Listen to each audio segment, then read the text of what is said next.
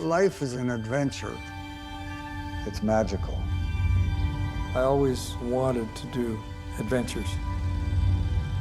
1957. Bristol phoned me and said, how would you like to go around the world in a Land Rover? I said, ha, ha, ha, ha. And he said, no, no, no, I'm serious. Yeah, let's go. In those days, it was just raw nature. It was daunting, just trying to survive. The Grizzly Torque, it was our home. This Land Rover symbolizes adventure, like a magic carpet to get into magical places.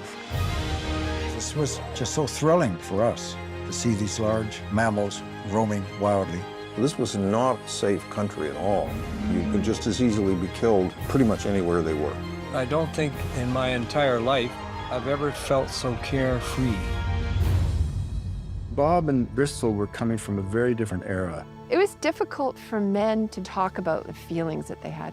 And how are you going to communicate emotion if you're not allowed to? Well, the arts. Bristol, he saw film work as his creative medium. And I think he just fell under the spell of it. Bob would be sketching while driving. I tried to see the landscapes we were going through, and I tried to record that in my sketchbooks. Bateman became the preeminent wildlife artist of all time.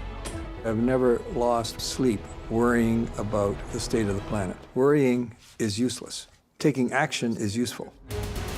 Anytime we're making a public call for support on an issue, Bob would be right there. Bristol served as Director of Ecological Reserves for the province of British Columbia. We were kindred spirits, and we still are. Together, I think they're just an intrepid duo. By some chance, they found one another, ended up having this incredible friendship that spanned 8 decades now. If you want to do something badly, do it. Do it. Just don't hesitate.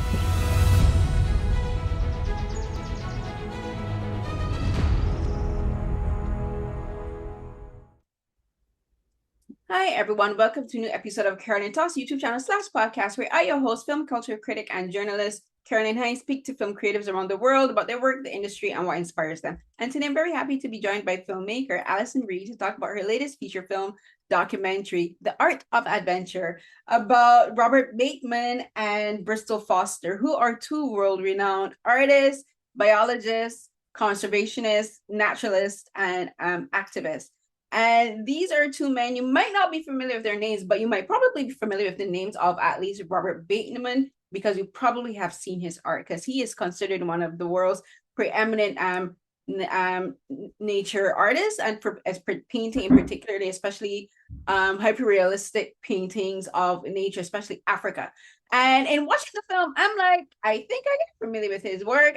Because his work has been reproduced like millions of times over the last few decades. And I'm so happy to be able to watch this film and to talk to Alison about it, because considering everything where the world is right now, environmentally and ecologically, as even here in Toronto with our premier trying to strip away environmental protections for natural habitats, this film made me very emotional, because I'm like, this is stuff I've been talking about. So I'm so happy to see the film and to be able to talk to Alison about making a film like this at this correct period of time. But thank you, first of all, for joining me today, Alison. Yay.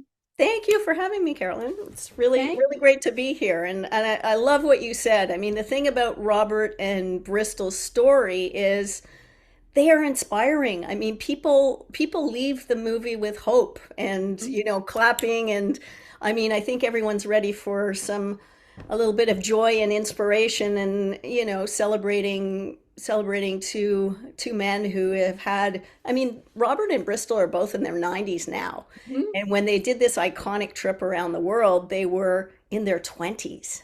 And that that Bristol filmed the trip, across Africa, across India, the whole way around the world on his Bolex camera is just an incredible, time capsule to give us a view back then, and see how things have changed and how that trip, affected the rest of their lives, and how they both, spent so much time and energy protecting the planet, Bob through his art and Bristol through his science and filmmaking.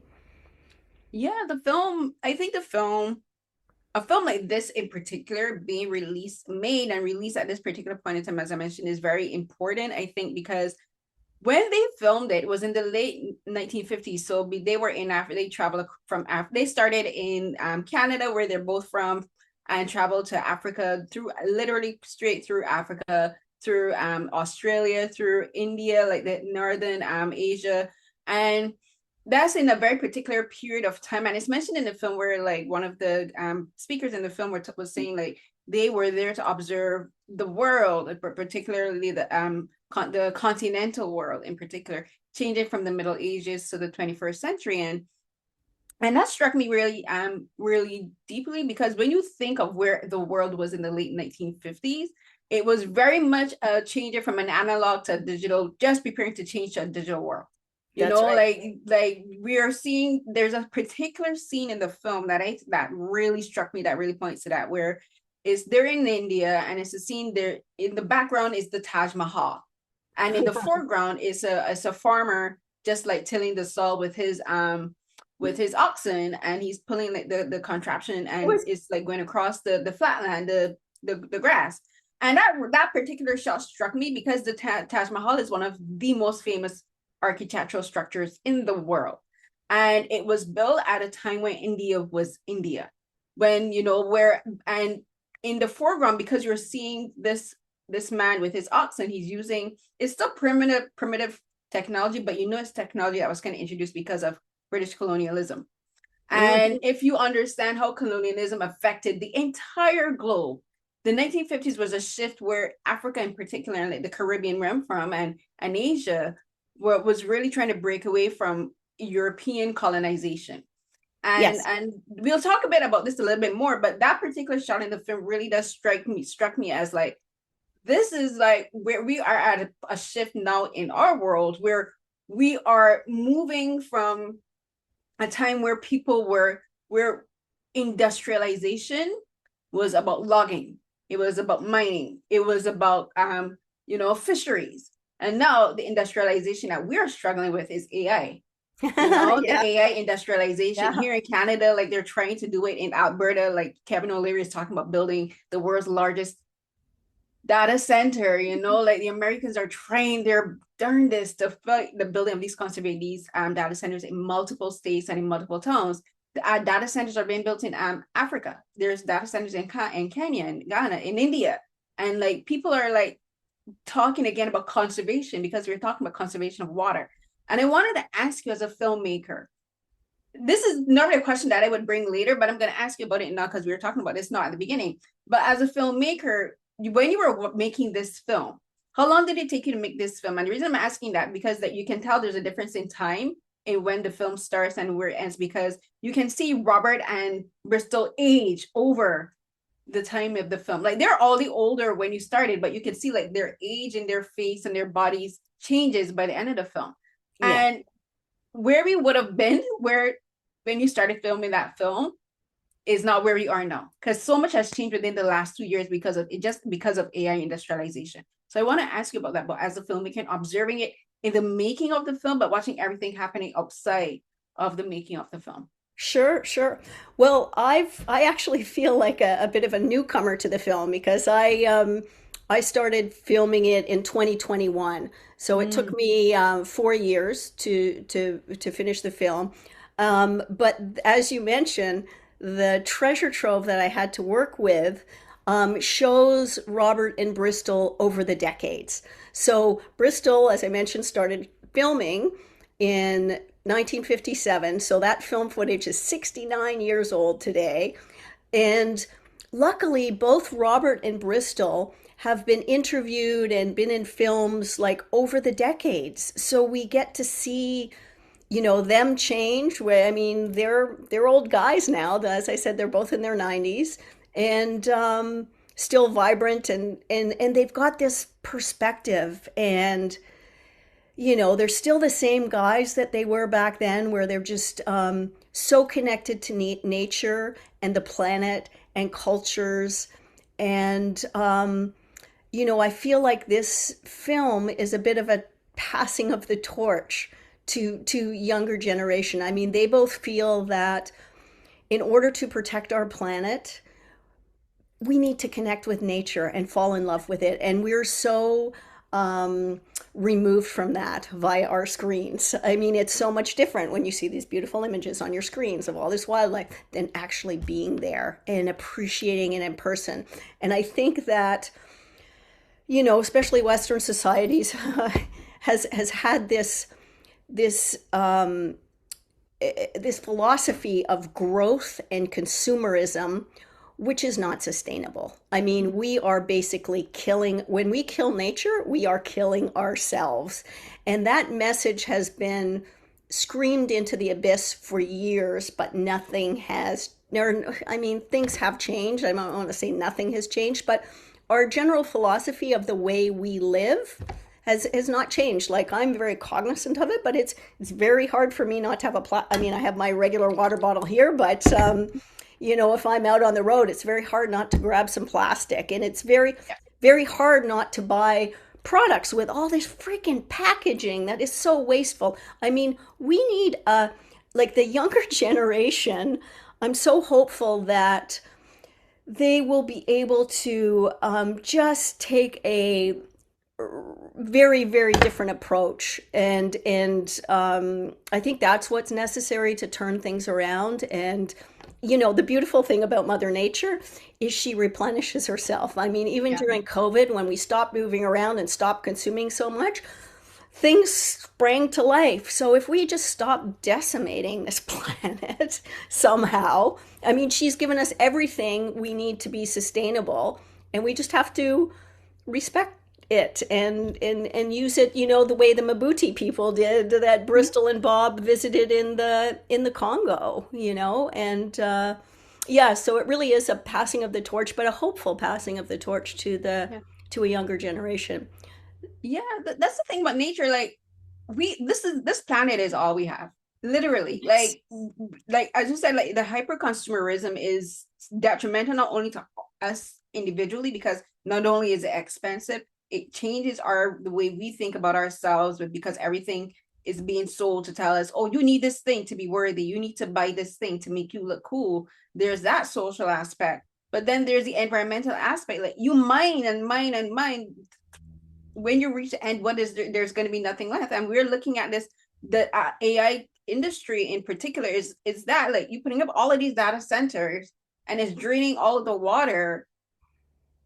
Yeah. What is the end goal here? And I call those people like techno-fascists. That's what I see them as, like these techno-fascist proponents of AI being this thing to improve humanity. And I'm like, it's doing everything but improving humanity, right? But and it's meant there's and watching the film, it made me think of that because, like, it's the earth can heal itself. You know, you mentioned COVID, and we saw like the trees, like nature was literally healing itself, like, and it can only heal itself if we give it the opportunity to. Exactly. You know, we have to let earth rest, give her a time, because like even in farming, in agricultural time, there's this moment where you farm land for 7 years, and then you let a plot rest for 7 years while you farm another plot. Yeah. You know, and that's how farming is, because it's a rotational system. But we're not letting earth rest. You know, and watching this film made me think of, like, we need to let earth rest. You know, that shift needs to happen. But it's just I honestly wanted to cry watching this film, because I just thought of, like, how beautiful is all of this, and we're just like we'll treasure the beauty of a diamond, but you're not treasuring the beauty of the environment of the earth where this diamond came from. You're not treasuring the people who mine the earth for these diamonds, for the rich, us here in the, I don't even have any diamonds, but you know what I mean. But like you're not, and Congo was mentioned, and Congo's one of the first, it had places where cobalt for AI is mined, you know, for the AI tech is mined, for the lithium ion batteries. Yeah. So talk to me a bit about that. Like what kind of thoughts did you have about all of this, going through all of this archival footage and seeing like places like in Tanzania and Masai Mara? Like just last year there was this huge issue in Masai Mara where the Ritz-Carlton was built a reserve spa ranch right dead smack in the middle of one of the largest migratory paths in the same Tanzania, in the same Masai Mara that is shown in the film. Like, you see the bison and the giraffes and elephants traveling these migratory paths, I know there's a hotel right there in, in that space. And it made me think of like, what must Bristol and Robert think about everything, about how the world that they were able to explore as it was then changing, you know, like for you as a filmmaker going through all this archival footage, seeing how it was then, and I'm being cognizant of where it is now. Like, what was that like for you, just going through this footage and having those moments of reflection? Yeah, well, just to springboard off what you were saying earlier, you know, I think this is alluded to in the film, when Bristol is when they're talking about, you know, climate change, and we're seeing it for how it's affecting Robert and Bristol firsthand, and he hears a raven flying above him, and he said, "Oh, the raven's giving us advice right now." And I said, "What's he saying?" And he said he's saying, "Get rid of Homo sapiens." So I think the trouble is that our human population on this planet is out of control. And that's one of the problems. I mean, if we could just get the human population down, it would allow for these other creatures to exist that, you know, and thrive. I mean, we're encroaching on their habitat. Everyone knows this story. So, I mean, we need to do things to get our human population down. Bristol made about 30 nature documentaries, and one of them struck me. He was saying, you know, he was talking about buffalo or something, and he said, you know, when one species becomes too successful, and it throws off the ecosystem, and that species ends up becoming extinct. And that's exactly what's happening right now with the human population. So here's two things that help with our human population. I think generally speaking, it's been shown that the more educated women are, the less kids they have. Generally speaking, obviously there is exceptions. So one of the keys is, let's educate women. Let's give them access to education, and you know, then they will have less kids. And men should be vasectomized once they've had a kid or two. Like, let's cut it off, you know. That may be a radical thing to say, but I think there are a lot of, you know, births that aren't necessarily planned or you know, wanted. So if we could get that under control and just get our human population down, you know, that would go a long way towards helping. But you're right about the you know, one of the things about, you know, Bristol and Bob went through 19 countries, and Robert, you know, he wasn't a famous artist at that time, but he was, as you'll see in the film, he was painting and sketching all the cultures and everything he was observing along the way. And they were traveling in a Land Rover that they called the Grizzly Torque. And along the side of the Land Rover, he painted an image for each of the countries that they were in and visited. And you know, it started off, as you said, in Canada, then the UK, where the Grizzly Torque got made, and then Ghana, and all the way from west to east across Africa and so on, all the way to Australia and back home again.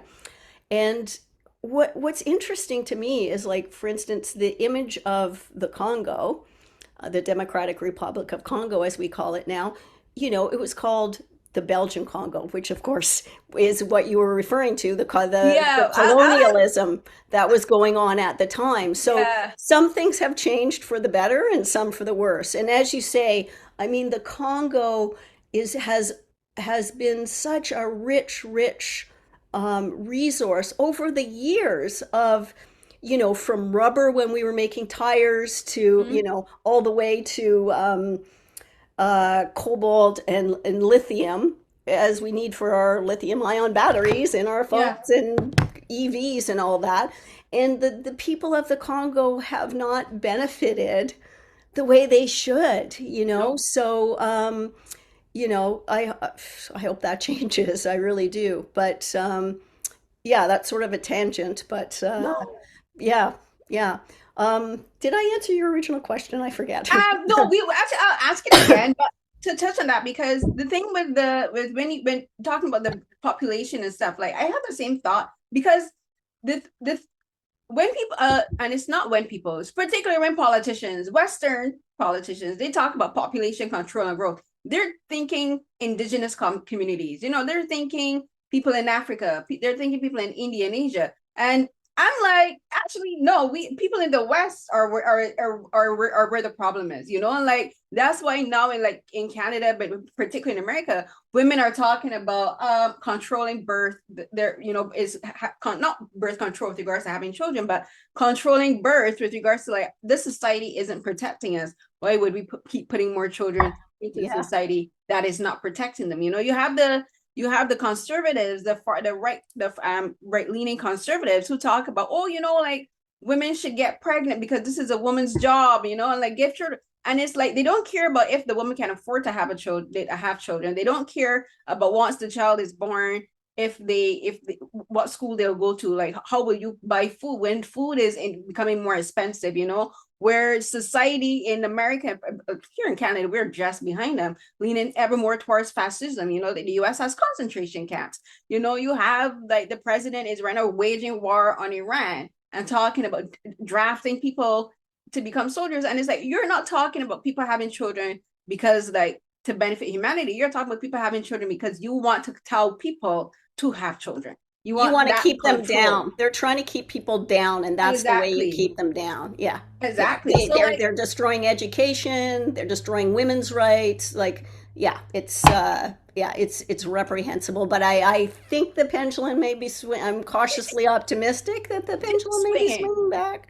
Yeah. It is swinging. And the thing is people wouldn't necessarily make the connection between that and conservation, but it is because like what we're talking about is we're talking about a less strain on the environment, less people to consume water, less people to consume energy, less people to have the demand for cell phones, you know, and you're talking about protecting what we have now, protecting the society we have now, protecting the women, the children, the people we have now, you know, protecting the disabled people. Why are you calling for more people in the future when you're not even looking after the people you have now, when you're not even looking after the environment you have now, you know? And I even made the note, if I can read my own handwriting, it was like, because it was something, I don't think it was Robert that said it. I think it was the indigenous elder that said it. He was like, man is talking about nature from man is taking nature to an environmental precipice.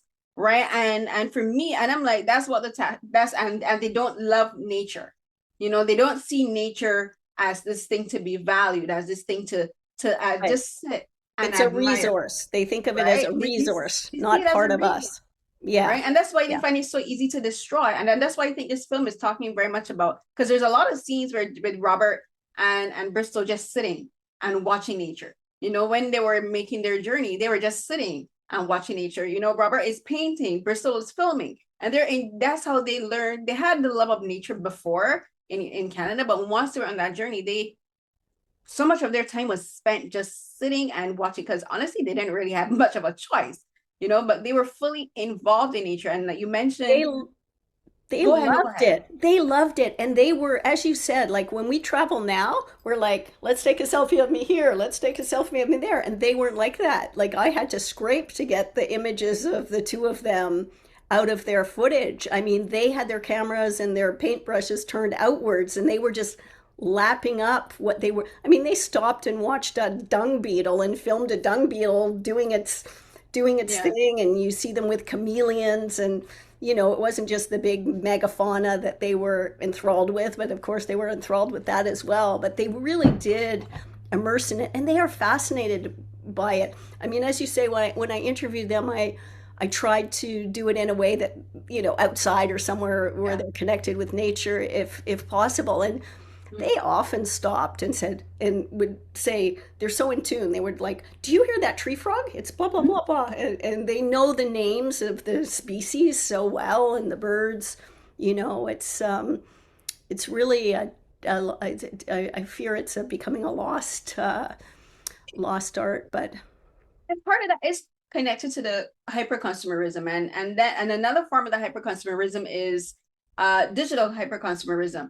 And I've talked about this with a few other documentarians about how we now documenting our lives is such a big part of our lives, you know, like we make vlogs, you know, to post on social media. But the thing is we're making those vlogs for people to watch us taking part, but we're not filming for the fact of taking part, you know, like, and that's where I find a film like this so interesting, because you're talking about two men who had a camera. They use painting to document, to record. They were technically doing what we are doing now, but they were doing it truly because they wanted to preserve these images and to appreciate them. And as you said, they had the camera outward.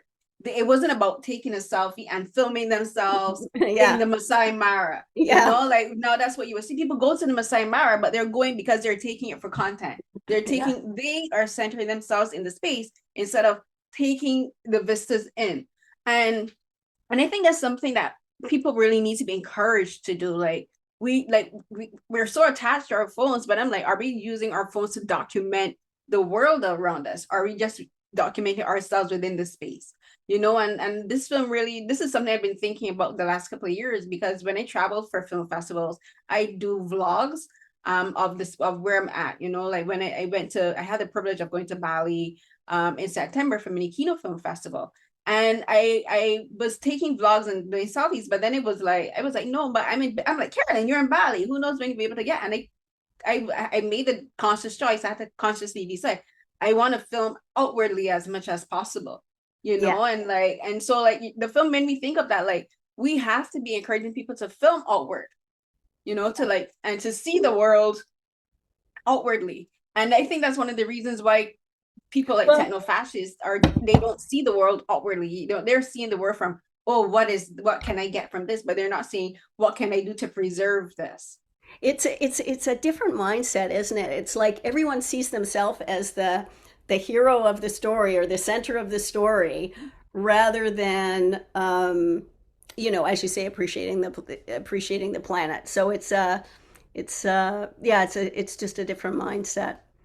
It really is. But the nice thing about Robert and Bristol is they don't want people to get disheartened. I mean, the problems that we're facing seem insurmountable sometimes, but they are glass half full guys, and they're like, okay, this is what we got now. How do we, as Robert says in the film, I haven't lost one night of sleep worrying about the state of the planet. He says, worrying is useless. Taking action is useful.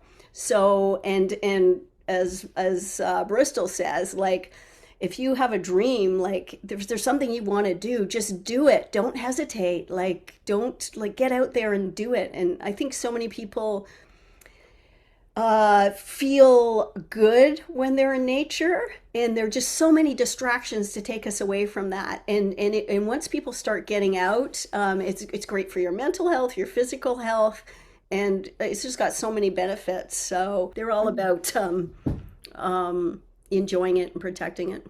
Yeah, and like for me, like I have my dog now, so when I walk her, I'm always conscious of nature, but when I walk her now, I'm the kind of person that if I see a bird, I'm like, hey, birds, and I'll say tree, I'm like, say tree. Like, people say, I'm not even joking, I literally do that. There's like crows in the neighborhood close to me where I walk her. I think they're crows. I can never tell the difference between a crow and a raven. Yeah. But I say hi, Mr. Raven, because I also in my head know that these birds are extremely smart and they remember you. So I tell myself, be nice to the birds, because they'll be nice to you. But that's the kind of person I am. And like last night I was walking her and I accidentally stepped on an earthworm, and I apologized to the earthworm. I'm like, I am so sorry. I hope you make it back to the ground and you can regenerate, you know? And more people should be like that, you know, like just be aware of not only crossing the street, but be aware of like where you're stepping as you're crossing the street, you know, like, and I think even just those small things can help us become more in touch with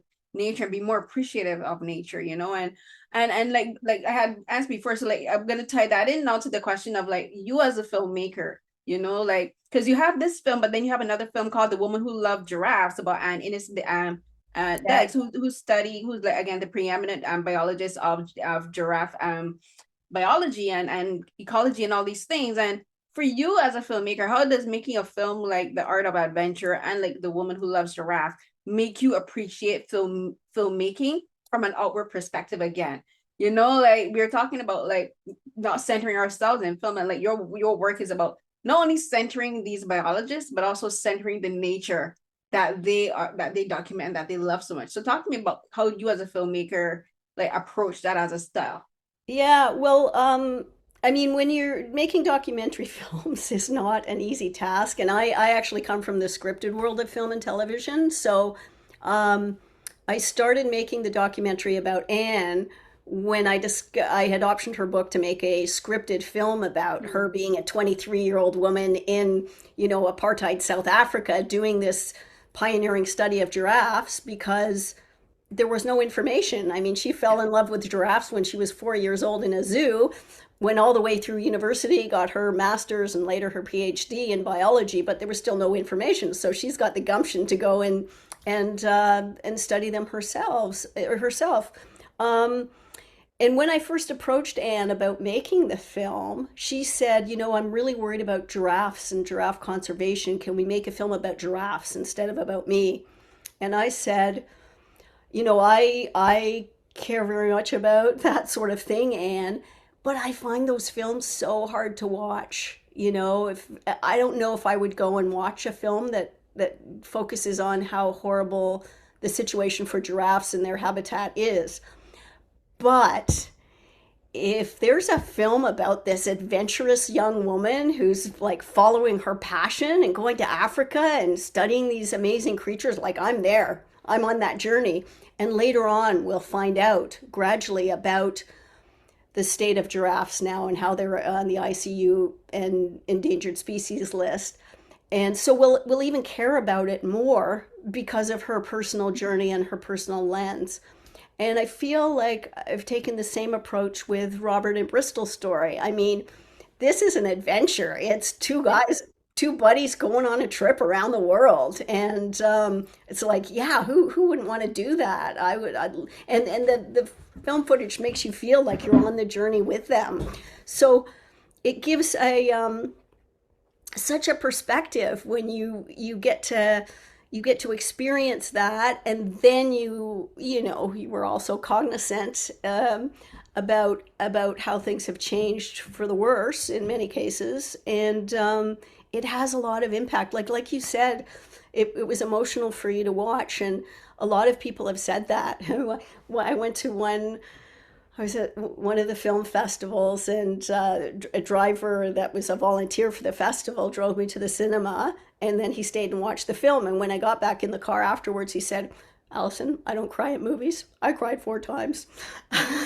So it really touches people, but it also makes them happy. I mean, they come out of these screenings. I mean, if Robert and Bristol are there, they always get a standing ovation, and people come up to them and say, I now have some hope. You guys are so inspiring. I'm going to go and do that thing that I always wanted to do. So as a filmmaker, your goal is to move people, touch people, and have them take away from it something positive.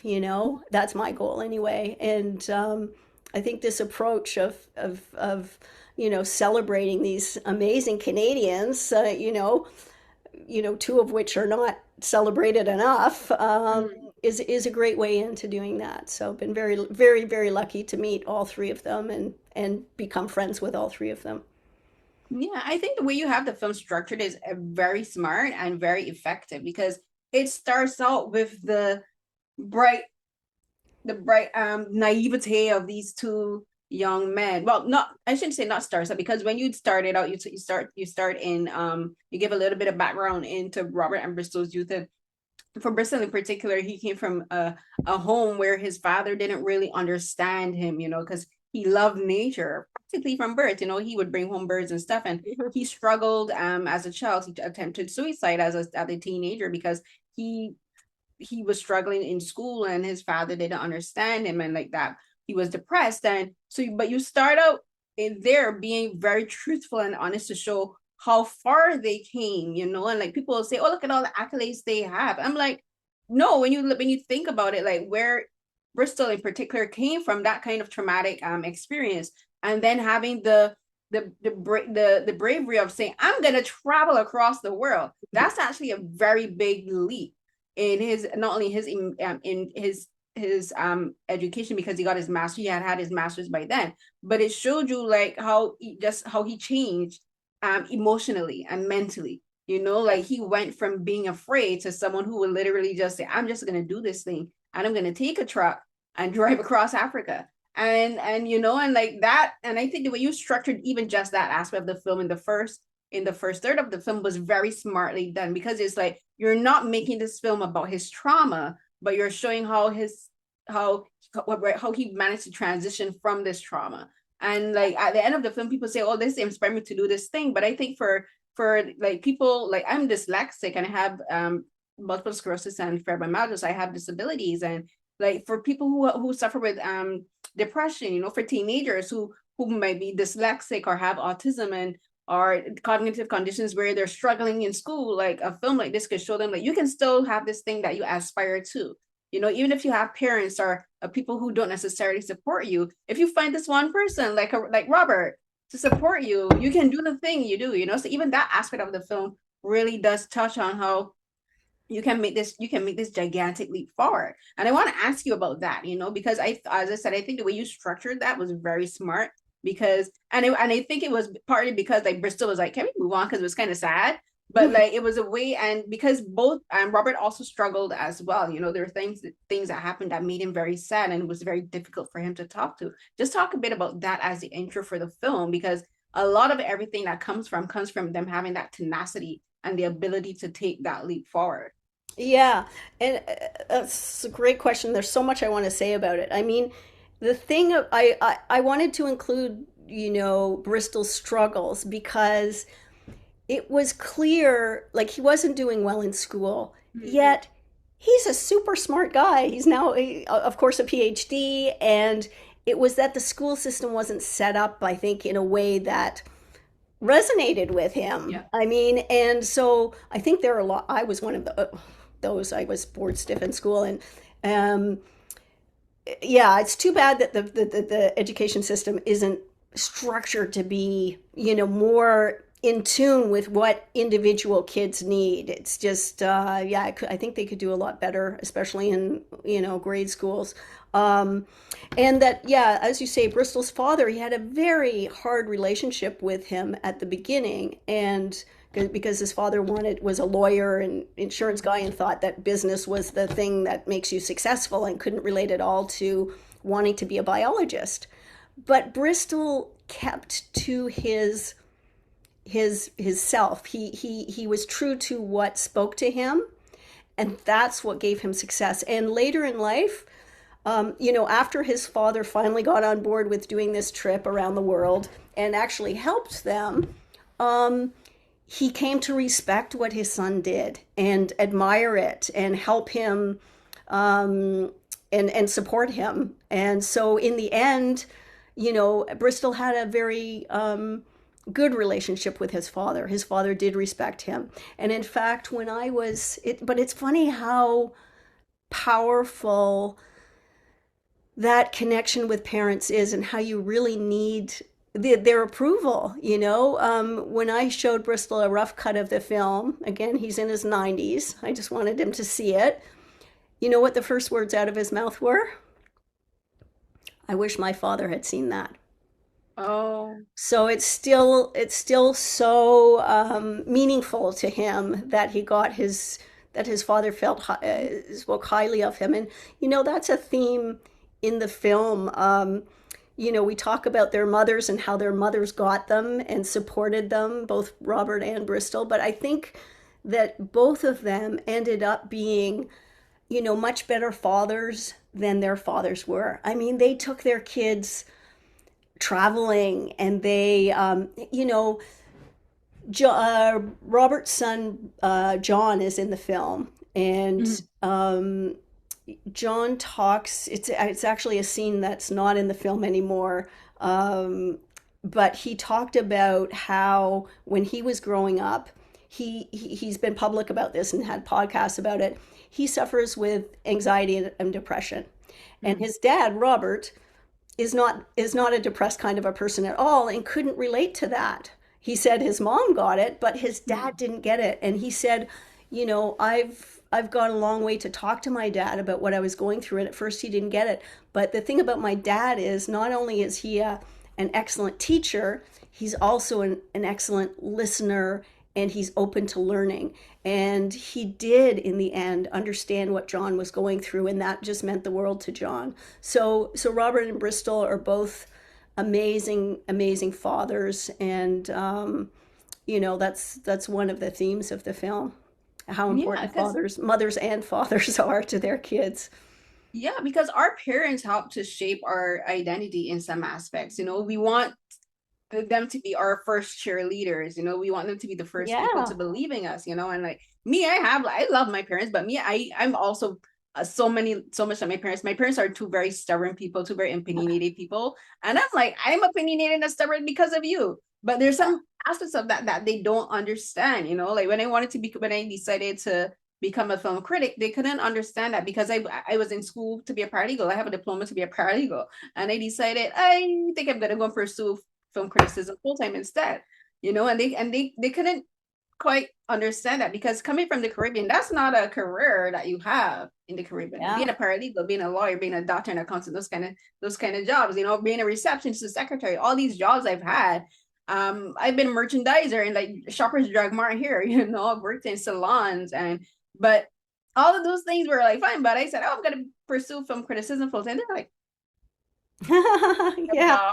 And so when you don't have that, it's different if your friends are supporting you, but it's different when your parents are being hesitant, being Have doubtful. your parents come around now that they've seen your success? Because now they see me doing interviews with people traveling to South Korea and Bali to do interviews, going to different film festivals. Took them a while to get there. But it's like they have to see the fruits of your labor, as they put it. They have to see the evidence. And it's just like you want to tell them, but why do you need the evidence if I should be all you need? I should be the only confirmation you need. Just give me this push. And the film really does speak to that, and as you said, like Bristol, he got that confirmation from his father later on, but it would have been immeasurably more beneficial to get it from the outset, to not start with that doubt. And it kind of ties into what we're talking about with regards to conservation, because kids need to see their parents caring about the environment too. And like, which is where Bristol cared about the environment. He cared about birds. He needed his father to care about that too. But he had to instill that love of the environment for himself. And like now, I think it's more our duty now to, if more than ever, probably to be adults instilling that love of conservation into children, because we say like the future is theirs. I'm like, but we're not showing them that we care about that. The future is theirs.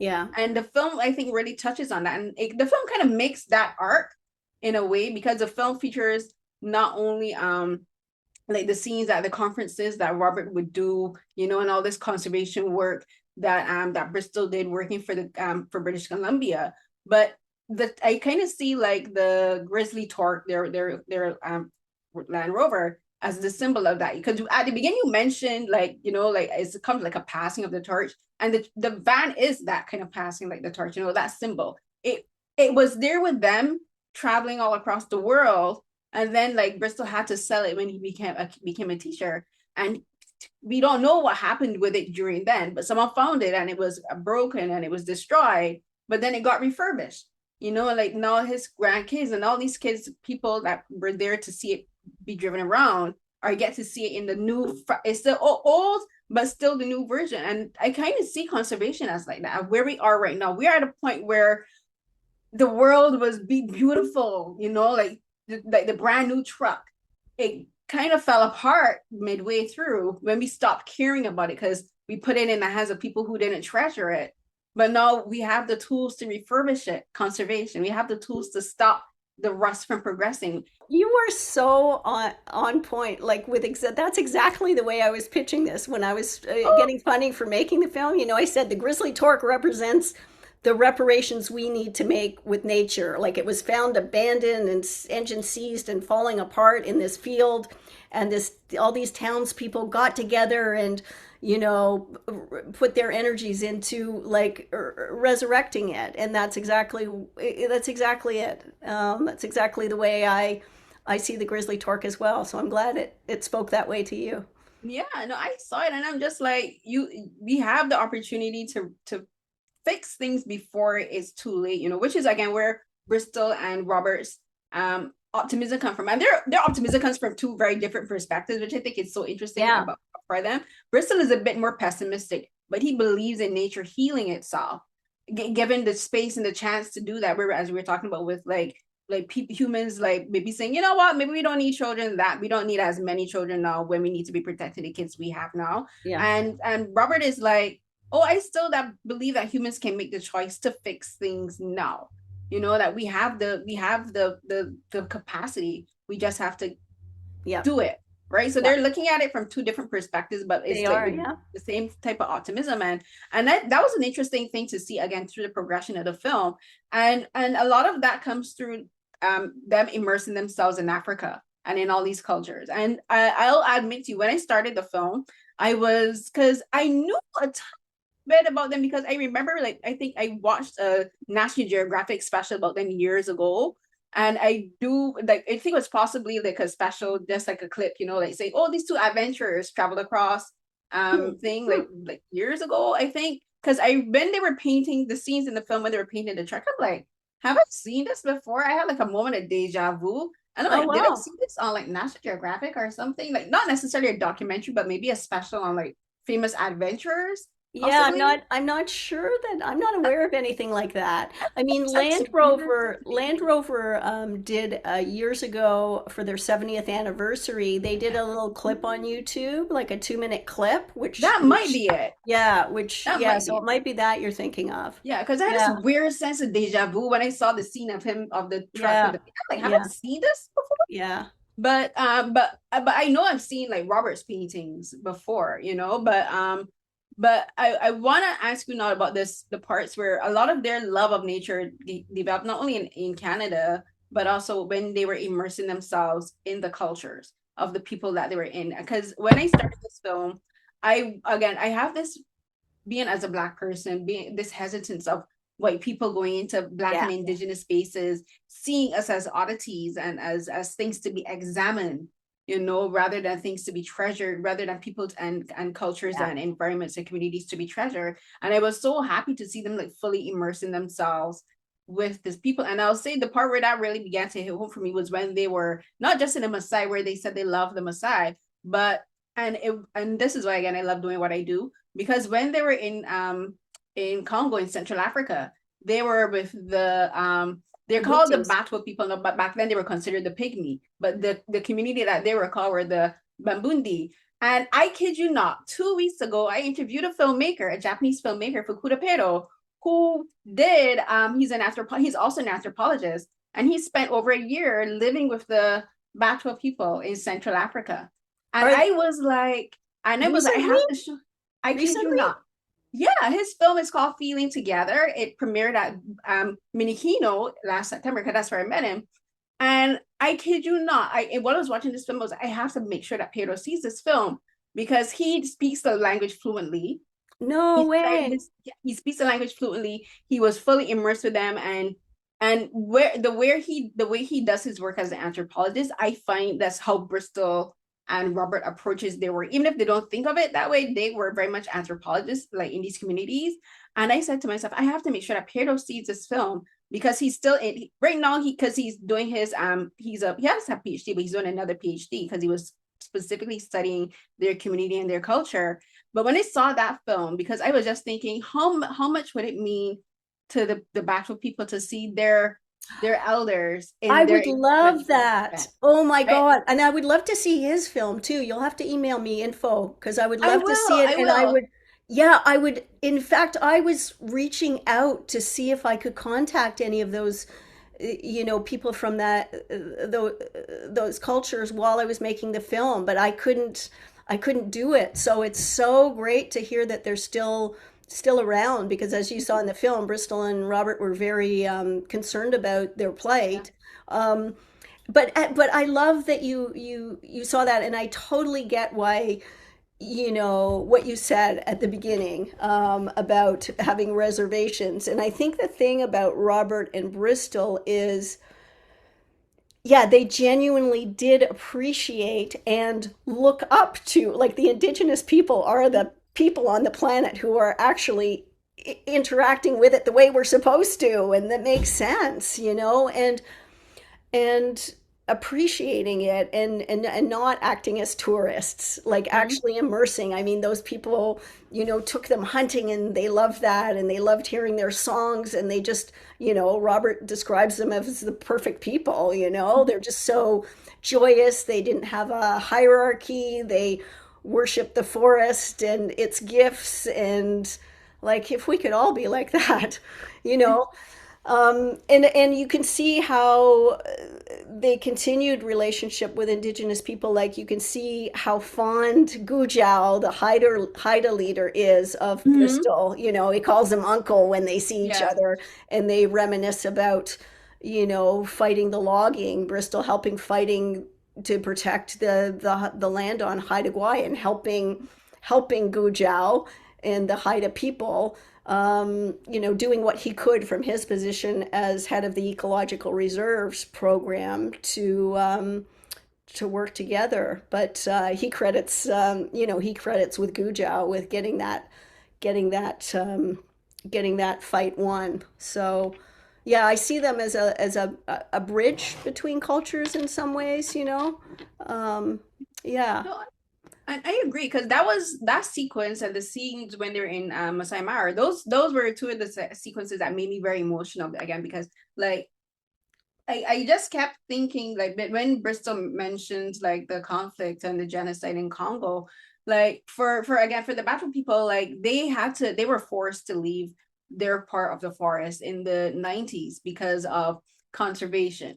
Like white conservationists, they were like, we have to protect the gorillas and the conservation, and we're gonna push up the people who were protecting the very same environment that you're conserving. Like they understand it better than anyone. But like Westerners came in and said, we need to protect the gorillas, not the people who are protecting the gorillas. And so like they got pushed out of their home. And so like watching the film made me think of like, this is like their culture they very much maintained their culture, but they had their environment changed because of it.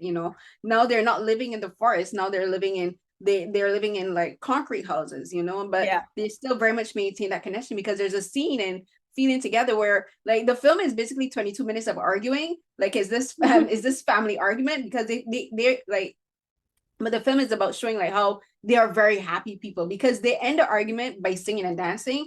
And the song that they sing and dance is a song about the gorillas and the mountains, And so in the film, when I heard them start to sing, and the song they're singing is a song that they sing to begin the hunt, I was just thinking like the song that the Battle people were singing in Pedro's film was a song about the hunt. It's a song that they would traditionally sing when they're in the forest. And so like, and it just made me think about like how we need to really cherish like the Indigenous communities, not just in Africa, but here in like in Canada, the First Nations and the Inuit Métis people. Like the film very much talks about that, because there's a sequence where you talk about the wildfires that we had here in 2024, right? And like they destroyed so much, and like that was a result of a failure of adequate conservation, because of climate change, like. And so when the film really touches on like where we are now, like how things are changing but can be changed.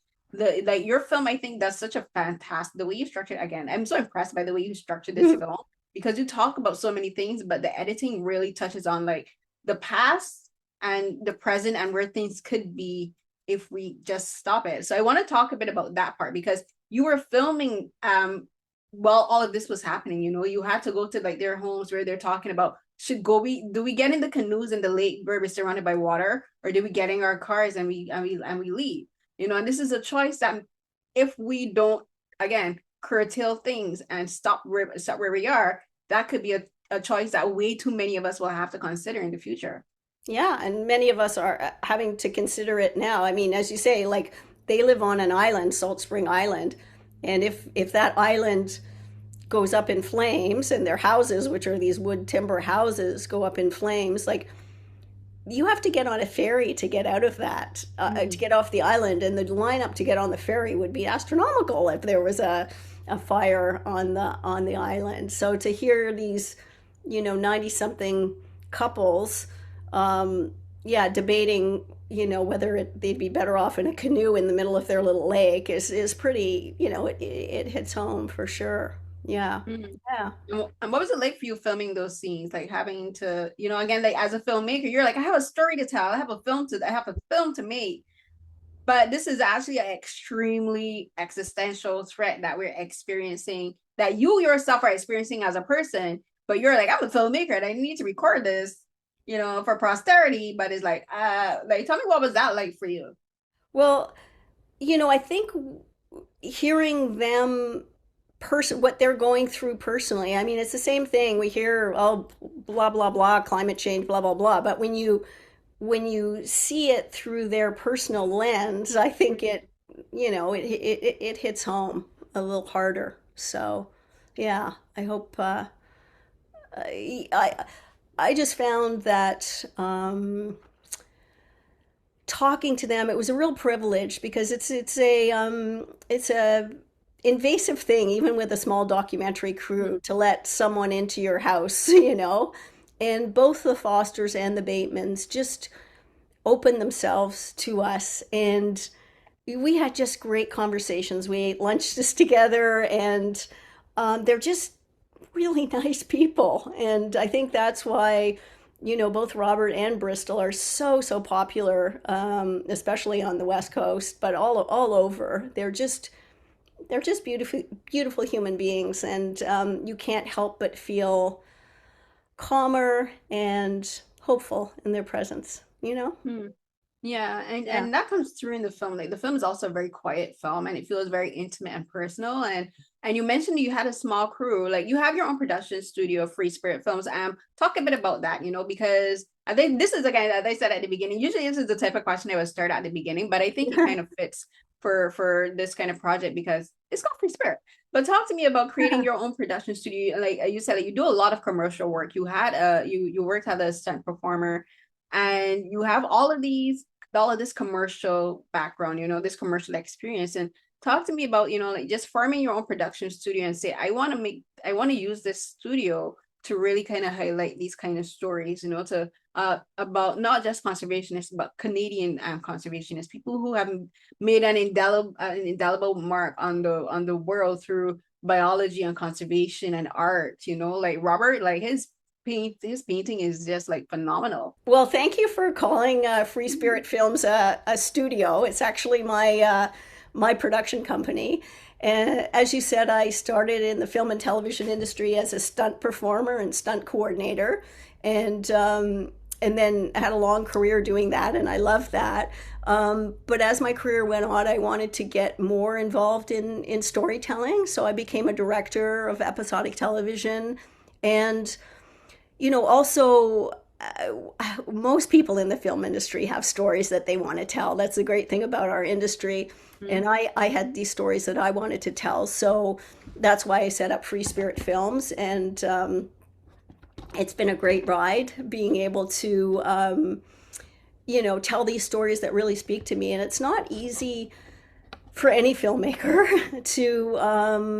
to get these projects financed. The climate in the film and television industry is really challenging, but we're so lucky that we have, entities like Telefilm Canada, Ontario Creates, the Canadian Media Fund, Rogers Documentary Fund supported us in making this film. So really thankful that in Canada, there's a lot of support. I mean, everyone's stretched thin, but we had the support of Telefilm Canada, of the Canadian Media Fund, Rogers Documentary Fund.